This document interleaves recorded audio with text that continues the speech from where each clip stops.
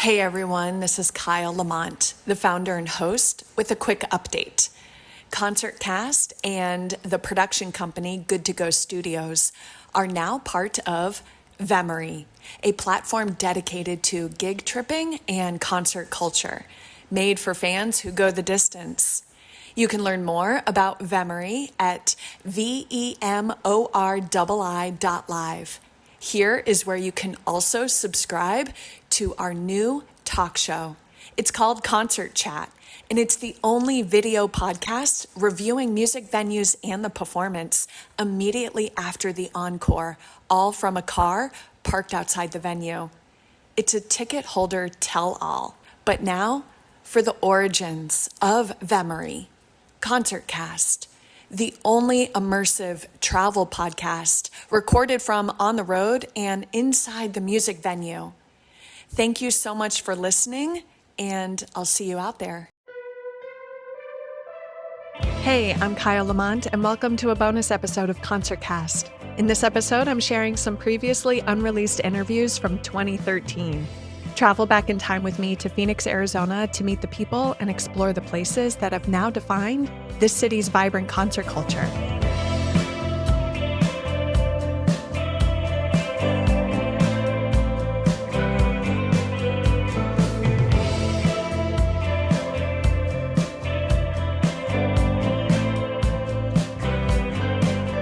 We all have a home away from home. A place that is so familiar, when you're enveloped in its distinct sights, smells, and sounds, you momentarily forget that you've ever been anywhere else. For me, that place is Phoenix, Arizona, the Valley of the Sun, where as an 8-year-old, I vividly remember dancing on top of the seats at the Phoenix Coliseum to witness my first ever concert, MC Hammer and Salt and Peppa. I was dazzled by the bright costumes, wild choreography, and of course, the music. And even after my parents' divorce, where I was shuffled between Maine and Arizona to Maine, that experience is still deeply ingrained into my fondest of musical memories.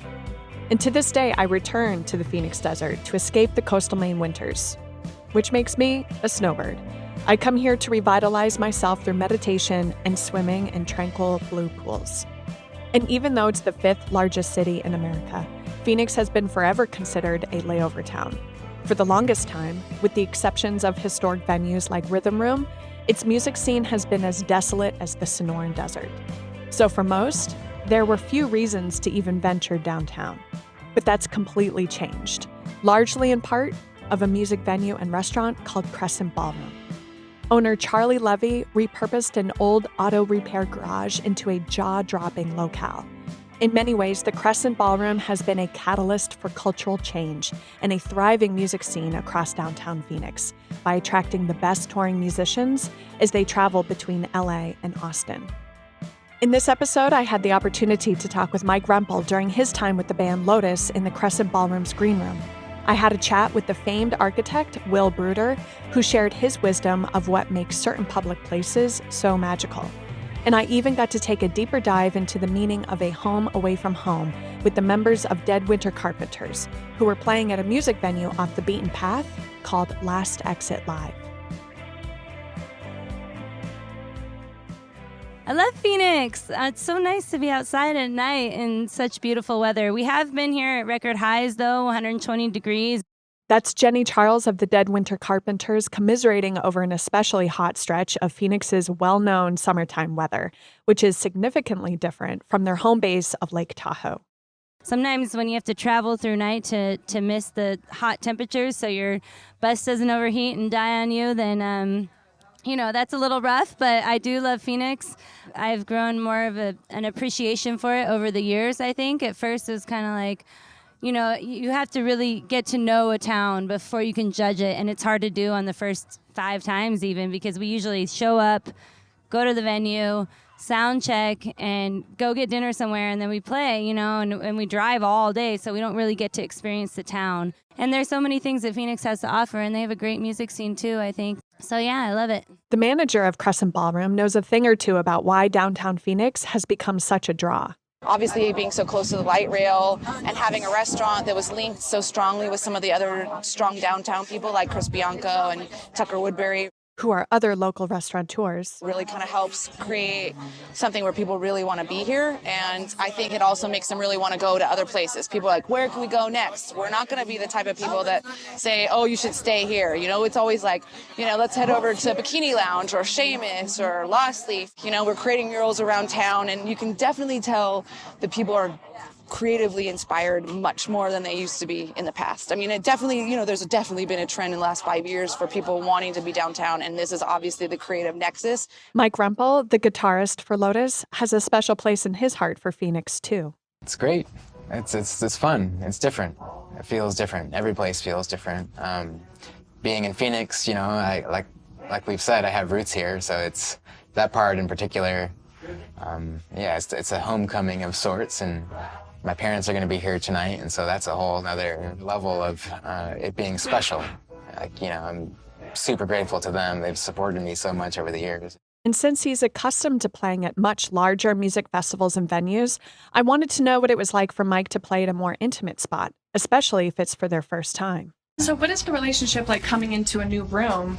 It must be, you know, there has to be some serious communication with your sound guy, right, to test out new spaces of sound. Mm-hmm. So this is an important sound check that you can't miss. Yeah, for sure. I mean, Evan, our front of house engineer, he tunes the PA and messes with various EQ settings and whatnot to make sure it sounds good. So that's really his department. And then we adjust our in-ear monitors with Padge. He's our monitor engineer. So yeah, we usually spend at least an hour playing during sound check just to make sure everything's sounding right. Over on the south side of town, Dead Winter Carpenters have just wrapped up their sound check at a hole-in-the-wall venue called Last Exit Live. It's a destination for lovers of jam and improv rock, reggae, funk, and bluegrass bands, and was originally located in Tempe, the nearby college town. But owner Brendan Kleinhardt moved it to the Warehouse District in 2013, where it has an intimate clubhouse vibe, immediately making you feel welcome.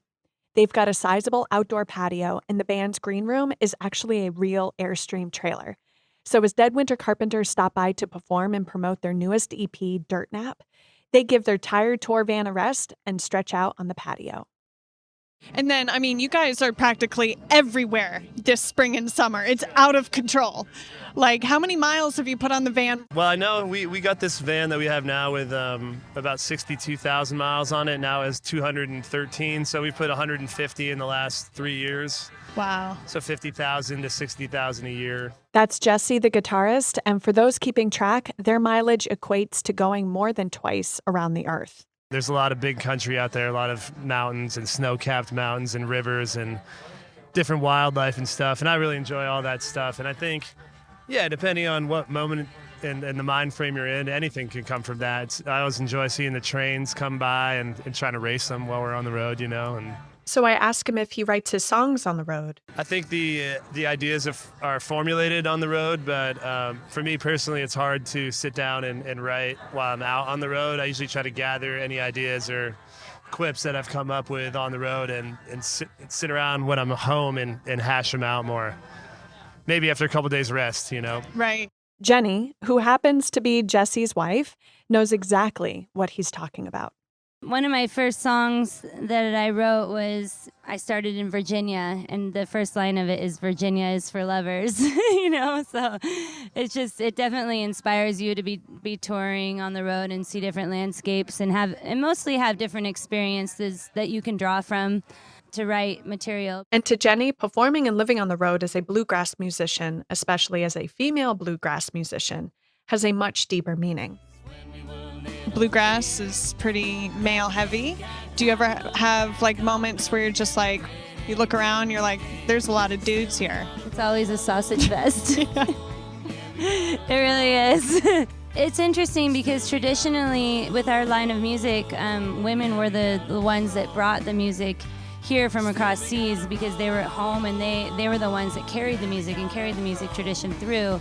You know, when you listen to the Carter family and stuff, you know, and you're thinking about all the women that were such great, they all carried the traditions through.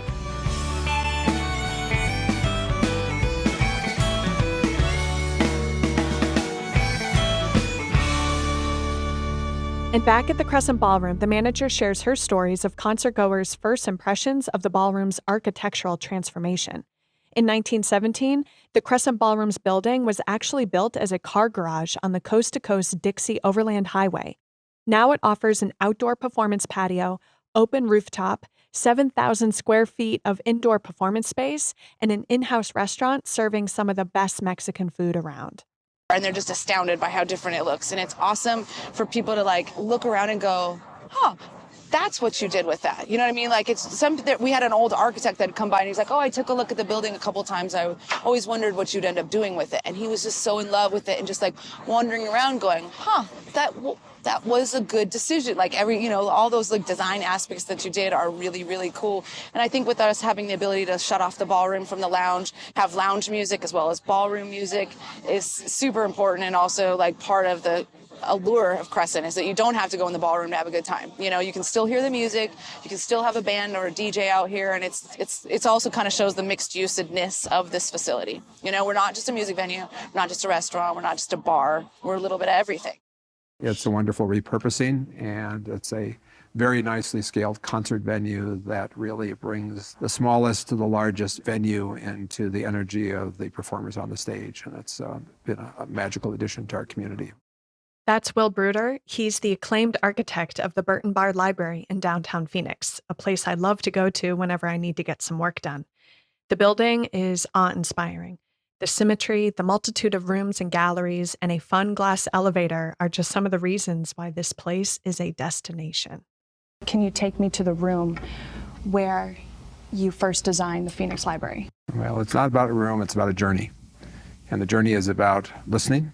I'm meeting with Will at his studio, which was then off Camelback Road, just a 15-minute light rail ride from downtown Phoenix. His office overlooks a vast community garden, and his apprentices are aglow in neon blue light, rendering new designs on giant screens. My buildings are about light. They're about allowing you to plot the light of the day and the season and the time of day. And the building has an event at the solstice each summer, where at solar noon on the first day of summer, we've had anywhere from 1,000 to 2,000 people from the community gather in the space. And as you look through the room to the north, you see the moment of solar noon precisely reflected in a dagger of light above each candlestick column under these blue skylights. Originally from Milwaukee, Will finds inspiration from the land and culture surrounding his projects, which include internationally recognized libraries, art museums, and breathtaking private residences. And talk about breathtaking, the Burton Barr Library's grand reading room has the best view of Phoenix, hands down. It's an acre of space. It was designed to give the public of our community the top of a building, the top of a mesa, that they could look out from those windows, beautifully proportioned, and look across their city. And it's a quite special thing to give that to the common man. And I see the people using the space, I see its simplicity, I see the ever-changing light, and has an interesting balance with what I aspire in architecture to be about.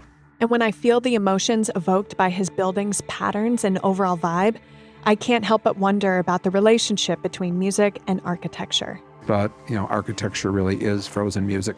I had the privilege as a younger man of being in one of my buildings with John Cage. Among many things, John Cage was an avant-garde music composer and theorist. And he read the building in a more sensitized way than even one of the great architectural critics that was with him at the time. He just read it, he felt it, he touched it, he engaged it totally with his whole energy. And so it is music. Architecture has made this reference, and I aspire to that in my work, and I think that light is the music of our lives, how we perceive light.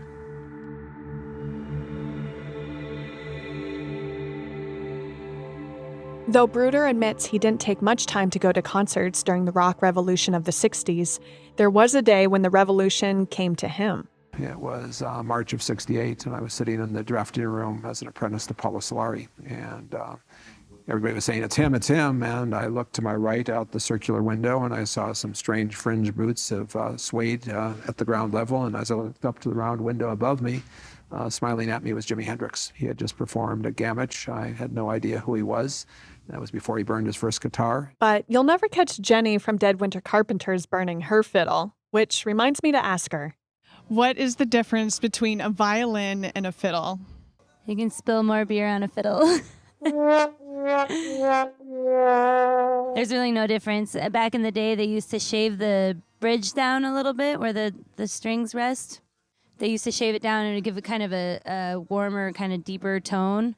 And they had a lot of different tunings and stuff for the fiddle songs. But nowadays, it's pretty much kind of, you know, if you play country and bluegrass music, then you call it a fiddle. And if you play classical, you call it a violin. And while I had Mike's ear, I needed to ask him what it's like to play for so many people. Oh yeah, I love it. It's the ultimate entertainment to watch people and where they're at and within their own musical experience. Like it's pure entertainment, and it's awesome. It's a pure joy. I mean, That's so funny. So while we're getting entertained by the music, we're simultaneously entertaining you with our antics. oh yeah, it's definitely a cyclical, like, energetic thing. It builds and builds. You know, I mean, for me, it's just it's just a joyful experience to see someone. Sometimes I look down and maybe there's a particular person who's looking right at me and they're smiling, and it's my instinctual response. When someone smiles at me, I smile back.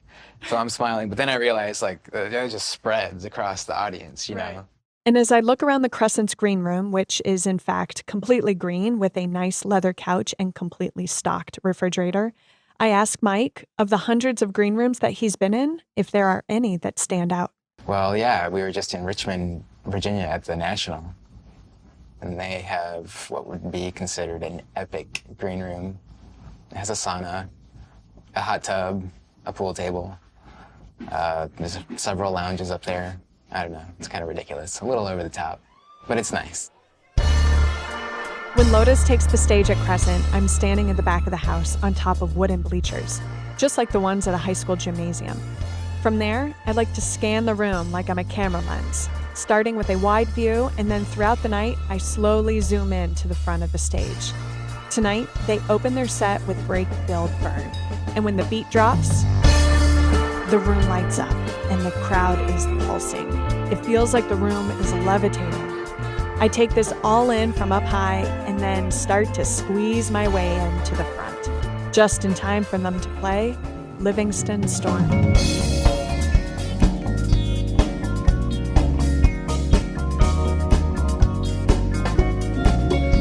The bassist and keyboardist, who are twin brothers, Jesse and Luke Miller, are silhouetted with purple and blue light.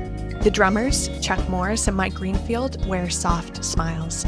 Their eyes are closed and hands are a blur. I can tell the band is loving the proximity to the fans, and Mike's got a euphoric look on his face as he plays goosebump-inducing guitar licks.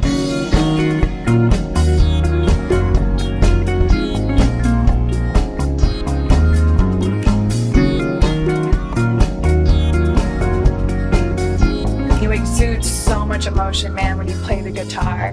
What goes through your head when you hit those like beautiful chords? Well, I mean, it gets into an interesting area where you're talking about being, when you're most purely in the moment playing music, there's not an intellectual process happening. It's not like I'm thinking about, you know, the beautiful sunset or something. I mean, sometimes that can certainly serve as inspiration, or even a beautiful face in the audience can serve as an inspiration. But the ultimate musical experience is one where it's just pure music, and it's just sound, and it's just happening. And you're one with the outpouring, so that it's not an intellectual thing. It's not something that's going through my head. It's just a very powerful unfolding of spontaneity. It's just happening, and that's the ideal place. I feel like that's where any art form becomes the most powerful, when it's just a sort of a channeling, a natural unfolding.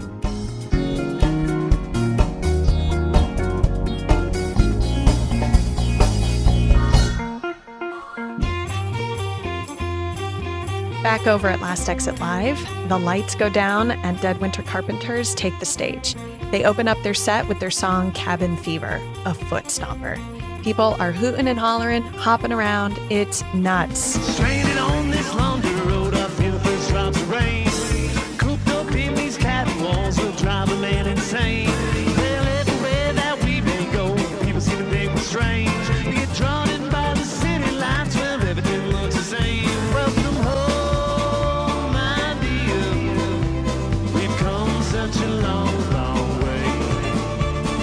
Home, my dear, and it's where we're meant to stay.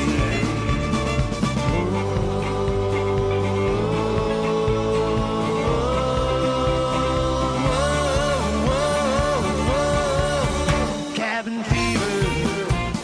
The song Cabin Fever it's a little bit self-explanatory about feelings that you get during the winter time. The idea came to my head about kind of a scene I had seen at the local pizza shop the night before, and just everybody hanging outside, and it's dumping snow, and you want to get outside and enjoy the outdoors as much as possible, but you're kind of buried in there, and then you become more insular, and maybe some of those feelings that come from that. We've come such a long, long way. Oh, my dear, and it's where we're meant to stay.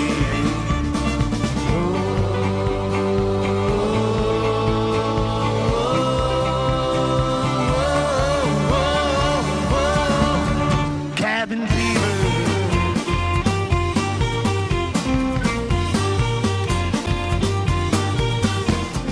It's wild to think that Lotus's first gig was at a 50-person venue in Indiana.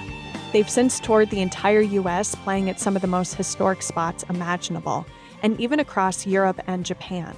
So, I've got to ask Mike, when it comes to the performance, does the venue make a difference? I would say, yeah, there are certain venues that do have a sort of magical feeling about them. Let's take the Fillmore in San Francisco, for example. The legendary room, I've read about it in books, read about particular shows like Grateful Dead and whatnot. I used to play there. And I think Tipitina's in New Orleans is another example where you sort of like feel some kind of like mojo within those walls. It's hard to put words to, but I think whatever that is expresses itself like in the moment that the music is happening. The energy of a place definitely contributes to like what unfolds in the music. And I asked Jenny if there were any venues that mean a lot to her. The Fillmore always has a special place in my heart forever. I grew up going to see shows there, and that was the first time I decided that I wanted to be a touring musician when I was in 8th grade, watching Silverchair on the stage, and I just love the Fillmore. So every time I go back, it's kind of nostalgic for me. Certain places have a kind of built-in timelessness that resonate with performers and audiences alike, and perhaps even transform the performance. I asked Will Bruder what it's like to be the one designing a place that can have this kind of influence on those who gather within it.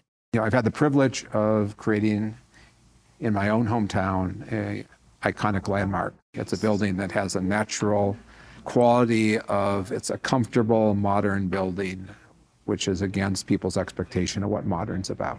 It's a very sensual building. It's a very organized building. It's both rational, it's both pragmatic, and it's poetic. And that is why it sort of has this energy. It's very, one sets out to aspire to create something of timeless nature, but you never can know in your own life to have this building as cherished by my community that I actually experience it. It's a very strange reality.